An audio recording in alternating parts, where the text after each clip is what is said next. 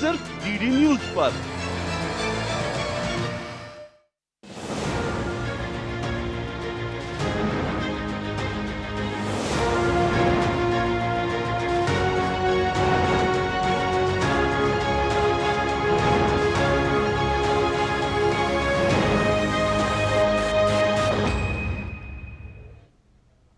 नमस्कार, जनादेश में आपका स्वागत है। मैं हूं प्रखर श्रीवास्तव। जनादेश यानी 5 राज्यों में हो रहे विधानसभा चुनाव की स्पष्ट और निष्पक्ष खबरें। जनादेश में आज बात होगी राजस्थान, मध्य प्रदेश, छत्तीसगढ़ और तेलंगाना में क्या रही दिन भर की चुनावी सरगर्मियां, और हम आपको दिखाएंगे ग्राउंड रिपोर्ट। तो आइए करते हैं इस खास कार्यक्रम की शुरुआत।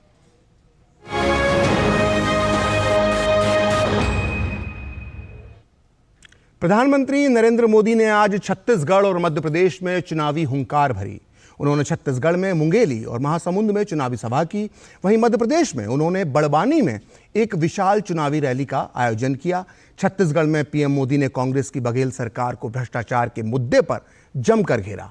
पीएम ने कहा कि सीएम बघेल ने प्रदेश की जनता को इतना लूटा है कि उन्होंने इस पैसे से दिल्ली के कांग्रेस नेताओं को भी खरीद लिया है।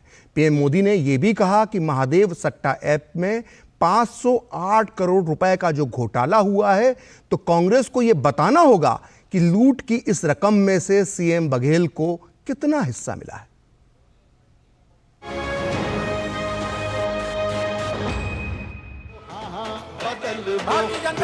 छत्तीसगढ़ में 17 नवंबर को दूसरे चरण के चुनाव के मद्देनजर प्रधानमंत्री नरेंद्र मोदी ने राज्य में 2 चुनावी रैलियों को संबोधित किया।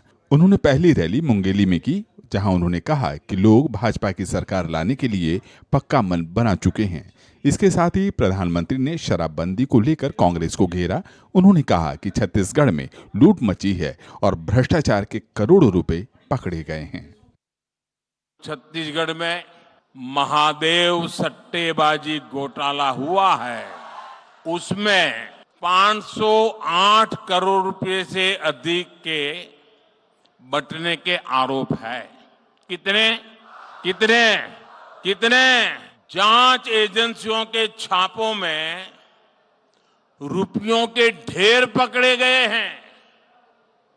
यहां के मुख्यमंत्री के करीबी जेल में बंद है।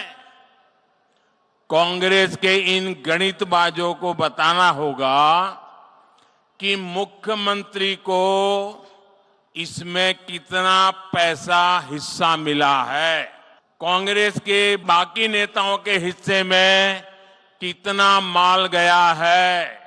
स्वागत है। पीएम ने दूसरी रैली महासमुंद में की, जहां उन्होंने कहा कि छत्तीसगढ़ को भाजपा ने बनाया और बीजेपी ही इसे सुधारेगी।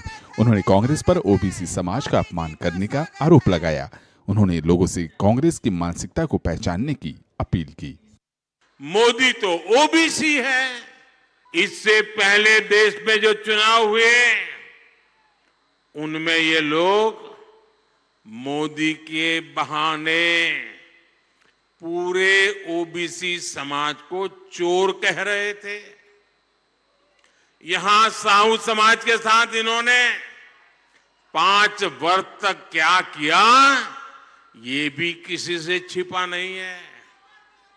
इसलिए कांग्रेस की मानसिकता को पहचानना होगा। ये वही कांग्रेस है जिसने पंचायत से पार्लियामेंट तक सरकारें चलाई, लोगों ने अवसर दिया, लेकिन ओबीसी समाज को आरक्षण नहीं दिया। स्वागत है भाई, स्वागत है। प्रधानमंत्री नरेंद्र मोदी ने मध्य प्रदेश में भाजपा का चुनाव प्रचार किया। इस दौरान उन्होंने बड़वानी में पार्टी प्रत्याशी के समर्थन में विशाल जनसभा को संबोधित किया। उन्होंने कहा कि कुर्सी पाने के लिए कांग्रेस मध्य प्रदेश के लोगों से सोने का महल बनाने का भी वादा कर सकती है। जैसे तैसे कुर्सी पाने के लिए कांग्रेस मध्य प्रदेश के लोगों को सोने का महल बनाने का भी वादा कर सकती है। अब ये सोना कौन सा लाएंगे? आलू वाला? कोई भरोसा नहीं। सोने का महल देंगे और फिर कहेंगे आलू से सोना निकालूंगा तब बनाऊंगा। लेकिन सत्ता मिलते ही कांग्रेस आपको भूलकर लूट का कारोबार शुरू कर देगी। इसलिए मध्य प्रदेश के लोगों को, नौजवानों को पहली बार वोट डालने जा रहे युवाओं को बहुत सतर्क रहने की जरूरत है। प्रधानमंत्री मोदी ने आरोप लगाए कि कांग्रेस की सरकार जहां भी जाती है वहां अपराध चरम पर पहुंच जाता है। उन्होंने कहा कि कांग्रेस के राज में दंगे फसाद आम हो जाते हैं। उन्होंने हिमाचल प्रदेश और कर्नाटक में चल रही कांग्रेस की सरकार के कामकाज का उदाहरण दिया। प्रधानमंत्री ने कहा कि कांग्रेस के शासन में वहां की स्थिति पूरी तरह से चौपट हो चुकी है। ब्यूरो इनपुट के साथ धीरज अश्वनी और अभिषेक सिंह की रिपोर्ट, डीडी न्यूज।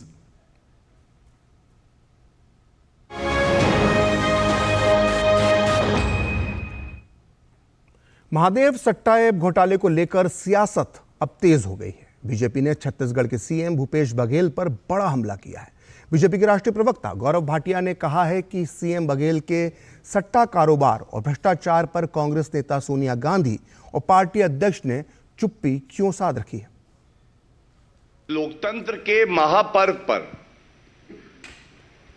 कोई वातावरण को भ्रष्टाचार से प्रदूषित कर रहा है तो वो व्यक्ति है भूपेश बघेल जी, मुख्यमंत्री। और प्रदूषित ऐसा कर दिया है कि लूट खसोट भ्रष्टाचार के नए कीर्तिमान बनाए जा रहे हैं और खट्टे डकार एक होते हैं, सट्टे के डकार आ रहे हैं। घबराए हुए उनको भी आभास हो गया है। छत्तीसगढ़ की जनता ने मन बना लिया है, कांग्रेस की सरकार जाने वाली है। छत्तीसगढ़ के मुंगेली में प्रधानमंत्री मोदी को सुनने के लिए बड़ी तादाद में महिलाएं भी आई थीं। इन महिलाओं ने कहा कि बात 33% आरक्षण की हो या उज्ज्वला कनेक्शन की या फिर नल से जल की सुविधा हो, अपनी हर योजना के माध्यम से पीएम ने महिलाओं के आत्मसम्मान में इजाफा किया है। महिलाओं ने यह भी कहा कि कांग्रेस की मुफ्त की योजनाएं सिर्फ एक छलावा है। इन महिलाओं से बात की हमारे सहयोगी धीरज कुमार ने।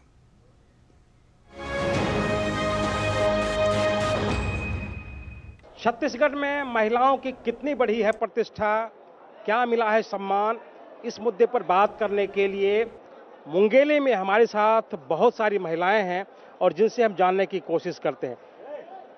कांग्रेस का जो फ्री भी है, कहते हैं कि हम आपको मुफ्त, बहुत सारी चीज़ों मुफ्त की घोषणा की है, इसके बारे में आप क्या कहना चाहेंगे? पिछले 5 वर्ष में भी कांग्रेस सरकार ने बहुत प्रकार की महिलाओं को ठगने के लिए जो घोषणा की थी उसमें एक भी घोषणा को नहीं निभाए हैं। अभी पुनः वही काम रिपीट कर रहे हैं, जो मुफ्त की रेवड़ी बांटने का काम कर रहे हैं और महिलाओं को सीधी सीधी ठगने और छलने का काम कर रहे हैं। क्या आपको कुछ उज्ज्वला कनेक्शन पहुंचे हैं या घर तक पानी पहुंचा है? केंद्र की कितनी योजनाएं आप तक पहुंची? केंद्र की योजनाएं पूरे धरातल पर है। पूरे छत्तीसगढ़ में केंद्र सरकार की योजनाएं, चाहे वो नल जल हो, चाहे वो स्वच्छ भारत मिशन हो, चाहे वो उज्ज्वला योजना हो। प्रधानमंत्री बार बार अपनी घोषणाओं में कहते हैं, रैलियों में बोलते हैं, हमने महिलाओं के अधिकार को बढ़ाया है, आदिवासियों के अधिकार को बढ़ाया है। आदिवासियों के ही सम्मान में उन्होंने द्रौपदी मुर्मू को राष्ट्रपति घोषित किया, ये बहुत बड़ी बात है। उन्होंने महिलाओं के लिए ही नहीं पूरे भारत के लिए बहुत अच्छा ही कार्य किया है। मोदी जी हैं तो सब मुमकिन है। अच्छा, एक जो बात बार बार कही जा रही है 33% आरक्षण, इसको आप क्या मानते हैं महिलाओं के लिए? जी, मैं इसको बहुत बड़ी उपलब्धि मानती हूँ महिलाओं के लिए, क्योंकि हमारा देश तो 75 वर्ष पहले आज़ाद हो चुका था, लेकिन आज कोई प्रधानमंत्री महिलाओं के बारे में सोचा तो वो हमारे देश के यशस्वी लोकप्रिय प्रधानमंत्री नरेंद्र मोदी जी ही ने सोचा। एक और जो बात वो की कही जा रही है कि जो महिलाएं हैं वो तेंदुपत्ता की महिलाएं हैं, जिनका जीवन बहुत मुश्किल में था, उसके लिए थोड़ी घोषणाएं हुई, इसमें आप क्या कहें? जितनी भी बहनों के लिए तेंदुपत्ता के लिए जो घोषणा हुई है भारतीय जनता पार्टी के घोषणा पत्र में, वो निश्चित रूप से जब भारतीय जनता पार्टी की सरकार आएगी, जब कमल का फूल खिलेगा, तो वो योजनाएं धरातल पर लागू होंगे। जागरूक यहाँ की महिलाएं हैं और वो बता रही हैं कि कैसे जो केंद्र की योजनाएं हैं वो धरातल पर पहुंची है और किस तरीके से जो प्रदेश सरकार की जो योजनाएं हैं उनका क्या हाल हुआ है, आप सुन सकते हैं। कैमरामैन उत्तम सिंह के साथ धीरज कुमार, डीडी न्यूज़, मुंगेली।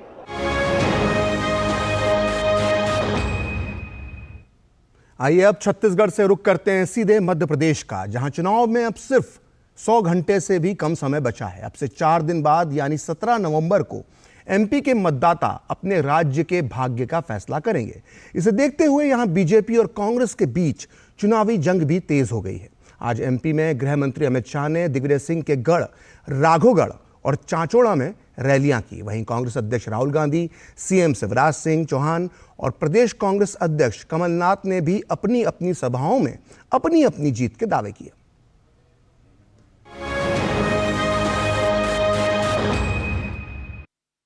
मध्य प्रदेश विधानसभा चुनाव प्रचार में कांग्रेस और बीजेपी के दिग्गज पूरा जोर लगा रहे हैं। इसी कड़ी में भाजपा के वरिष्ठ नेता अमित शाह ने सिरोंज, चचौड़ा, राघोगढ़, चंदेरी और दतिया में एक के बाद एक ताबड़तोड़ चुनावी रैली की। इस मौके पर उन्होंने कांग्रेस पर हमला बोलते हुए कहा कि एक और जहां देश पीएम मोदी के नेतृत्व में हर क्षेत्र में आगे बढ़ रहा है, वहीं कांग्रेस के नेता अपने परिवारवाद की राजनीति को आगे बढ़ाने में जुटे हैं। कमलनाथ जी है, जिनको नकुलनाथ को मुख्यमंत्री बनाना है। दूसरी ओर इनके साथ दिग्विजय सिंह है, बंटाधार को भी अपने बेटे को मुख्यमंत्री बनाना है। और केंद्र में सोनिया जी है, उनको राहुल बाबा को प्रधानमंत्री बनाना है। मध्य प्रदेश के मुख्यमंत्री शिवराज सिंह चौहान ने जिला श्योपुर के विजयपुर में चुनावी रैली को संबोधित किया। इस मौके पर शिवराज सिंह चौहान ने इंडी गठबंधन द्वारा सनातन और दलितों के अपमान पर राहुल गांधी की चुप्पी पर सवाल उठाया है। मैं तो उनसे ही पूछना चाहता हूं कि इंडी गठबंधन ने सनातन का अपमान किया, आप चुप रहे। इंडी गठबंधन ने माताओं बहनों का अपमान किया, इंडी गठबंधन ने दलितों का अपमान किया, जीतन राम मांझी जैसे नेताओं के साथ जो व्यवहार किया। राहुल गांधी आप मौन रहे, क्या यह आपकी मौन स्वीकृति है? कांग्रेस नेता राहुल गांधी भी एक लंबे गैप के बाद सोमवार को मध्य प्रदेश में पार्टी के लिए चुनाव प्रचार में नजर आए। नीमच जिले के जावद में उन्होंने कहा कि मध्य प्रदेश में कांग्रेस प्रचंड जीत की कहानी लिखने जा रही है। तो मैं आपको यहां गारंटी देना चाहता हूं कि जैसे ही हमारी सरकार दिल्ली में आएगी, नेशनल लेवल का जाति जनगणना हम करके दे देंगे। और मध्य प्रदेश में जैसे ही सरकार आएगी, जाति जनगणना का काम हम मध्य प्रदेश में शुरू कर देंगे। कांग्रेस प्रदेश अध्यक्ष कमलनाथ ने सीहोर जिले के शामपुर और नर्मदापुरम जिले की सिवनी, मालवा और पिपरिया में चुनावी रैली की। प्रदेश में अल्पकाल के लिए बनी कांग्रेस सरकार के दौरान किसानों की कर्ज माफी पर उठ रहे तमाम सवालों के बीच कमलनाथ ने दावा किया कि उनकी सरकार ने 15 महीने में 27 लाख से ज्यादा किसानों का कर्ज माफ किया। 15 महीनों के लिए बनी थी, 2.5 महीने लोकसभा चुनाव और आचार संहिता में गया, 11.5 महीने मेरे पास थे और हमने अपनी नीति और नियत का परिचय दिया। हमने शुरुआत करी और पहले किस्त में 27 लाख किसानों का कर्जा माफ किया। मध्य प्रदेश में एक ही चरण में सभी 230 विधानसभा सीट पर 17 नवंबर को वोट डाले जाएंगे। ऐसे में तमाम राजनीतिक दल मतदाताओं को अपने पक्ष में लुभाने के लिए चुनाव प्रचार में एड़ी चोटी का जोर लगा रहे हैं। ब्यूरो रिपोर्ट, जनादेश डेस्क, डीडी न्यूज।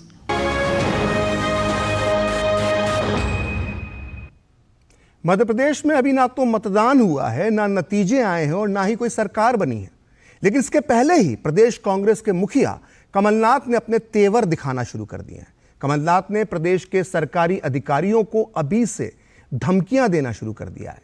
इसे लेकर अब बीजेपी ने कमलनाथ पर प्रहार करते हुए उन्हें अहंकारी बताया है।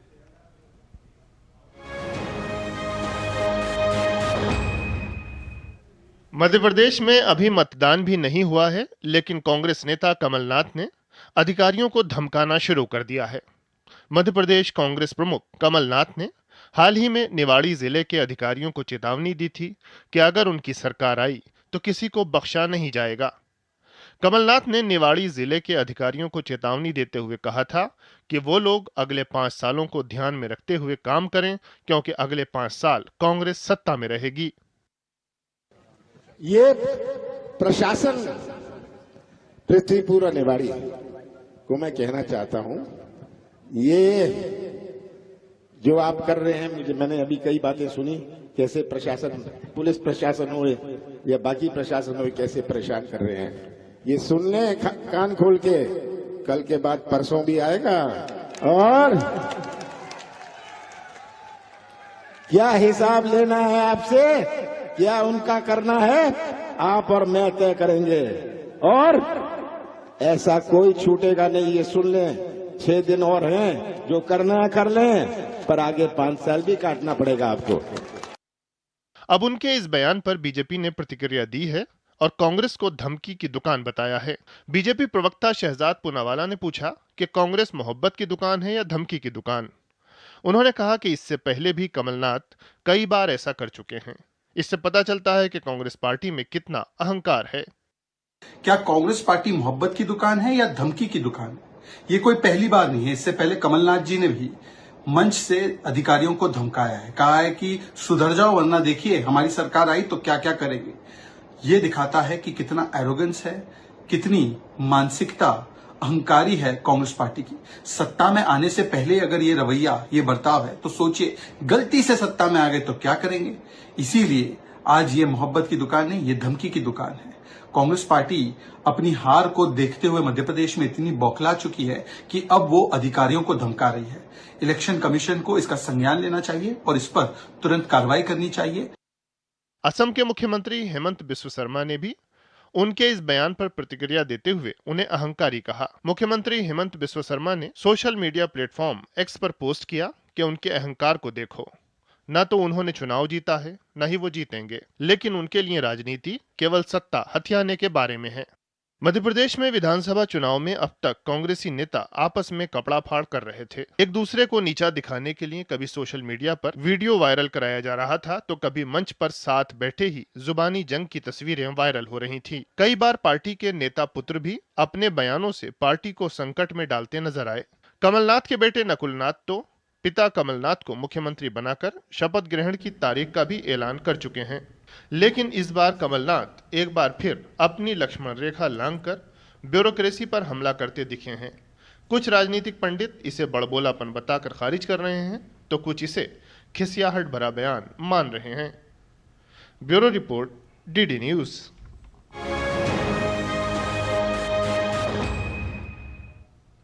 जनादेश में फिलहाल वक्त है एक ब्रेक का और ब्रेक के बाद देखेंगे राजस्थान की चुनावी खबरें।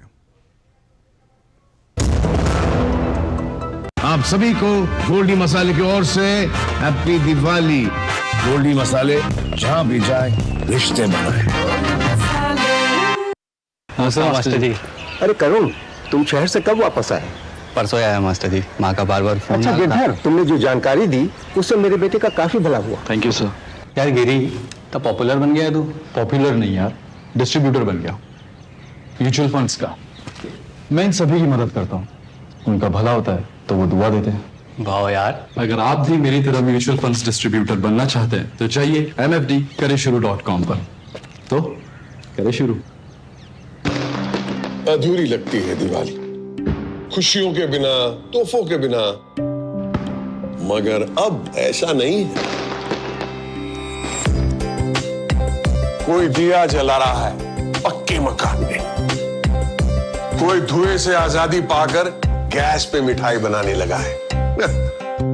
सम्मान की रकम एक सहारा बनकर सीधे अपने खाते में क्रेडिट हो गई और उधर मदद की मुद्रा से किसी ने नए कारोबार का श्री गणेश कर लिया। हर दिन दिवाली मना रहा है अपना देश, पिछले कुछ बरसों से अलग अलग योजनाओं के तहत कोई घर, कोई मुफ्त इलाज, कोई गैस तो कोई लोन का उपहार पाके। तो चलो इस दिवाली ये कामना करते हैं कि ये खुशियां, ये दिवाली यूं ही बनी रहे। हर योजना है उपहार, देश मना रहा है त्योहार।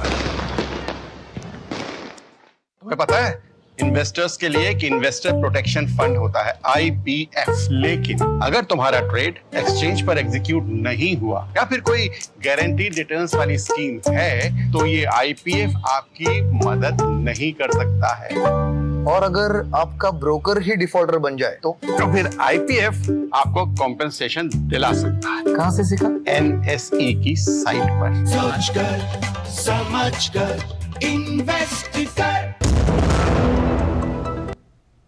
जनादेश में एक बार फिर आपका स्वागत है। और ब्रेक से पहले हमने बात की थी छत्तीसगढ़ और मध्य प्रदेश की चुनावी खबरों की, और अब बात करेंगे राजस्थान की चुनावी खबरों की।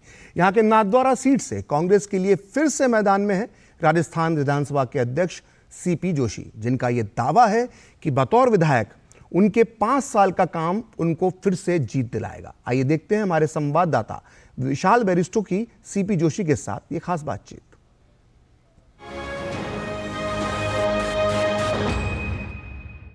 लोकतंत्र में एक एक वोट की कीमत होती है और एक वोट की कीमत CP जोशी जी से ज्यादा कौन जान सकता है, जिन्होंने उनकी डेस्टिनी बदल दी। CP जोशी कांग्रेस के उम्मीदवार हैं नाथद्वारा सीट से। आइए हम उनसे बात करते हैं। जब भी आपसे बात होती है 2008 का इंसिडेंट हमेशा आ जाता है सामने, क्या वो एक वोट आपको अभी भी सालता है? नहीं, एक वोट के हारने से मुझे अपनी जिंदगी में राजनीति में आगे बढ़ने का अवसर मिला। मैं एक वोट से जीतता तो मेरे लिए पता एक वोट से जीता हुआ नेता है। एक वोट के हारने के कारण मुझे मेरी पार्टी ने दिल्ली में मौका दिया, सांसद बना, भारत सरकार में मंत्री बना और उसके बाद अखिल भारतीय कांग्रेस कमेटी का जनरल सेक्रेटरी बना। तो डेस्टिनी फिक्स होती है, आई बिलीव इन डेस्टिनी। आप राज्य सरकार में मंत्री रहे, केंद्र सरकार में मंत्री रहे, आप राजस्थान विधानसभा में अभी अध्यक्ष हैं। आपका मुकाबला है नाथद्वारा सीट पर बीजेपी के जो कैंडिडेट हैं महाराणा प्रताप के वंशज हैं, लेकिन ये उनका पहला चुनाव है। किस तरह का कॉन्टेस्ट आप देखते हैं? नहीं, मैं इसको अनफॉर्चुनेट मानता हूँ। महाराणा प्रताप और उनके वंशज हम सब के लिए सम्मानीय। लोकतंत्र में विचारधारा के आधार पर चुनाव होता है। मुझे अच्छा लगता है यदि भारतीय जनता पार्टी एक कार्यकर्ता के रूप में किसी को चुनाव लड़वाती और उसमें हार जीत होती। मैं पहले भी आ रहा हूँ चुनाव में, लेकिन महाराणा प्रताप की वंशज को यहाँ खड़ा करना और उनको बीजेपी का बना देना, मैं समझता हूँ कि हमारे लिए दुखद है कि मुझे उनके सामने चुनाव लड़ना पड़ा। किस तरह के इश्यूज हैं जिनको लेकर आप फिर से जनता के बीच में जा रहे हैं? मैं अपने 5 साल का जो जनता ने मुझे मैंडेट दिया और 5 साल में जनप्रतिनिधि के रूप में जो मैंने अपने क्षेत्र में विकास किया, उस विकास के आधार पर ही मैं जनता के बीच में वोट मांगने जा रहा हूँ। आपकी USP क्या होगी? खैर आप सीजन कैंपेनर है, सीजन पॉलिटिशियन है, लेकिन इस चुनाव में आपकी USP क्या है? तो मुझे कहते हुए प्रसन्नता है कि मैं पहली पीढ़ी से लगाकर तीसरी पीढ़ी के मतदाताओं का विश्वास बनाए रखकर राजनीति कर रहा हूँ। मैं समझता हूँ मेरी USP यही होनी चाहिए। तो ये थे CP जोशी, जिनका ये कहना है कि जो 3 पीढ़ियों को इन्होंने एक समाज सेवा की है एक पॉलिटिशियन के तौर पर, वो इनकी USP है और पब्लिक इनके साथ है और ये इनका भरोसा है कि उनको पब्लिक इस बार भी जिताएगी। कैमरामैन शुभम के साथ मैं विशाल Bairstow, DD news Nathdwara.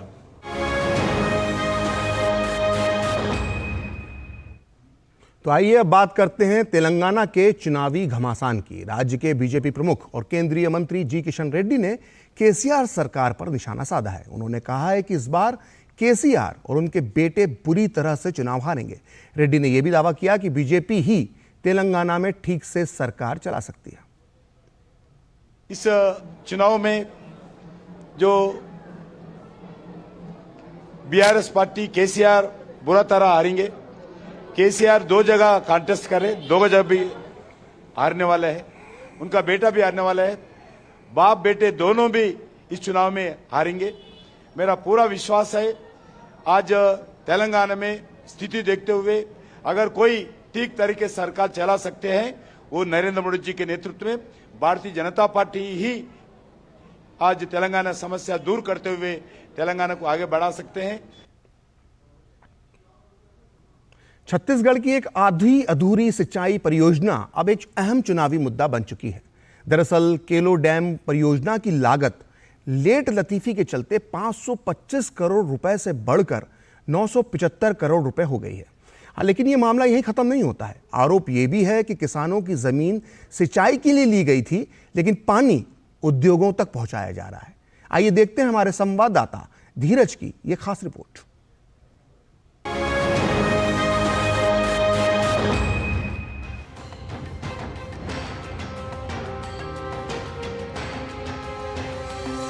Raigarh जिले के वरलिया गांव के किसान नेमेश चंद पटेल के चेहरे पर टीस है कि केलो परियोजना में पुरखों की जमीन अधिग्रहण की भेंट तो चढ़ गई, लेकिन खेत प्यासे ही रह गए। ये सिर्फ निमेश की कहानी नहीं, बल्कि अनगिनत ऐसे किसानों की कहानी है जो कभी जोत वाले थे लेकिन अब भूमिहीन मजदूर बन चुके हैं।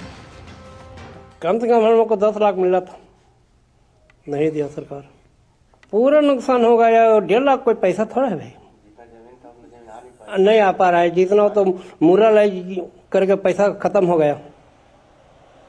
जितना हमारे गांव का गया है कम से कम 50-60 घर का, कोई तो को कर ले पाया नहीं, गाड़ी घोड़ा करके खत्म कर दिया। 2009 में रायगढ़ और जांजगीर जिले के 335 गांवों तक पानी पहुंचाने के लिए केलो परियोजना की शुरुआत की गई थी। बांध से 16 किलोमीटर की मुख्य नहर के साथ शाखा नहरों का निर्माण होना था, जो अभी तक अधूरा है। लेट लतीफी में योजना की लागत 525 करोड़ रुपए से बढ़कर के 975 करोड़ रुपए तक पहुंच चुकी है। 24,000 हेक्टेयर जमीन की सिंचाई होनी थी, लेकिन अभी तक सिर्फ 7,000 हेक्टेयर ही सिंचाई हो पाई है। बीजेपी कहती है कि कांग्रेस के 3 मुख्यमंत्रियों ने केलो परियोजना के नाम पर किसानों के साथ छल किया। केलो के नाम पर किसानों को लगातार कांग्रेस द्वारा ठगा गया। पहले एक मुख्यमंत्री आए, उन्होंने भूमि पूजन किया केलो डैम का, लेकिन निर्माण काम नहीं किया गया। 10-15 साल बाद कांग्रेस के दूसरे मुख्यमंत्री चुनाव के समय में फिर भूमि पूजन किए, लेकिन उन्होंने फिर काम को आगे नहीं बढ़ाया। ऐसे 3 बार कांग्रेस के मुख्यमंत्रियों ने केलो डैम का भूमि पूजन किया, लेकिन किसी ने काम पूरा नहीं किया। उधर कांग्रेस कहती है कि बीजेपी की 9 सालों में धीमी रफ्तार से हुए काम से केलो परियोजना में देरी हुई।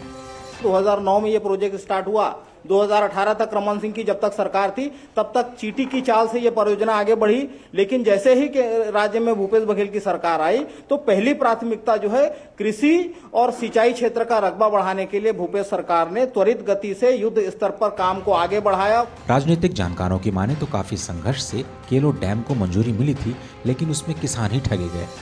मुआवजे में हेराफेरी हुई और फिर काम अधूरा रह गया। उसमें जो व्यवस्थापन की जो प्रक्रिया है पुनर्वास की, वो पूर्ण रूप से त्रुटिपूर्ण है और अभी भी किसान ठगे हुए महसूस कर रहे हैं। और ये सबसे दुर्भाग्यजनक है कि केलो डैम से अभी तक किसी किसान को लाभ नहीं हुआ है। केलो परियोजना 2 जिलों के किसानों के लिए वरदान बनता, सिंचित रकबे में इजाफा होता, फसल की उत्पादकता, भूजल रिचार्ज समेत कई सुविधाएं भी मिलती।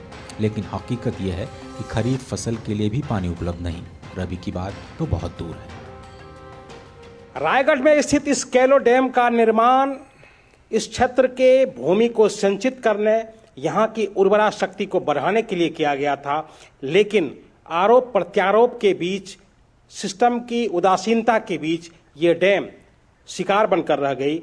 नतीजा यह हुआ कि इस डैम से जितने एकड़ क्षेत्रफल को सिंचित होना था वो हो नहीं पाया। कैमरामैन उत्तम सिंह के साथ धीरज कुमार, डीडी न्यूज, रायगढ़।